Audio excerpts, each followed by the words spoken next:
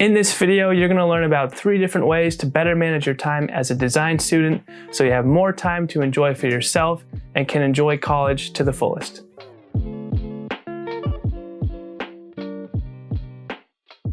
What's going on, everybody? My name is Carter and welcome back to Design It Green. Today we're diving into the most commonly asked internal question by all design students and professionals. And that is, how can I better manage my design workload so that I can maximize my time and my enjoyment? Because if you're like me, you know that design school will eat away at you and will slowly consume your entire life if you let it happen. So let's dive into those tips so you can get back to your normal life. So the first thing you're going to want to do to better manage your time is to create a schedule. So before you go, well, duh, hear me out on this. It's a great idea because it gets you thinking about how much time something you're working on is going to take. And by taking the time to consider that, you're then able to understand the amount of time you have in the day and kind of map out your day accordingly based on the other things that you want to be doing. So to me, creating a schedule is more of a self-reflection exercise. It's not the traditional schedule where from 2 to 4 p.m. I'm gonna do X, and from 4 to 6, I'm gonna do Y, and then I'm gonna eat dinner from 6 to 6:30. That's not at all what I'm suggesting. You need to be thinking about the schedule as a creative tool for you to allow yourself to map out your day accordingly and plan it out how you would like to spend your time. Because ultimately, the later you get in life, the less time you're gonna have. And the only way to counteract this is to make a schedule so that way you're able to plan and incorporate the things that you wanna do into your own life.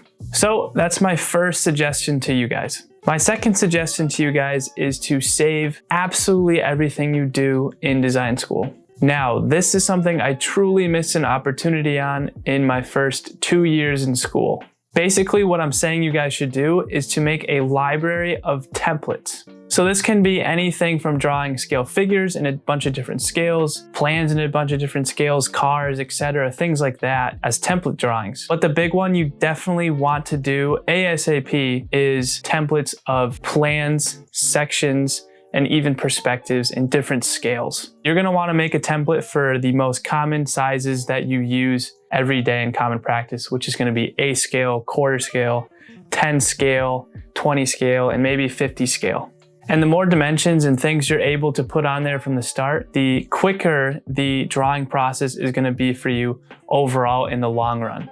I cannot stress this enough. This was such a lifesaver for me. It was such a time hack. It allowed me to draw sections and plans super fast because I had all these templates and I just overlaid a trace paper on top of that. It had all my dimensions. I didn't have to measure anything with a ruler. It was super, super quick, super effective. It's an amazing tool and a life hack for sure. So trust me on this. I know it's a little bit of a front-end assignment to kind of build up this library if you don't have one, but it is a long-term payout and you will thank yourself down the road for doing this. And not to mention, by having all of these templates, it's gonna make all of your drawings very consistent across the board, which is something that professors and professionals really like to see from a young designer. So tip number 3 is gonna be a compilation of a couple different ideas, but mainly it's to let go of being a perfectionist and to not stress the big idea anymore. Now, of course, this is not easy and it's gonna be one of the toughest challenges you're gonna have in design school.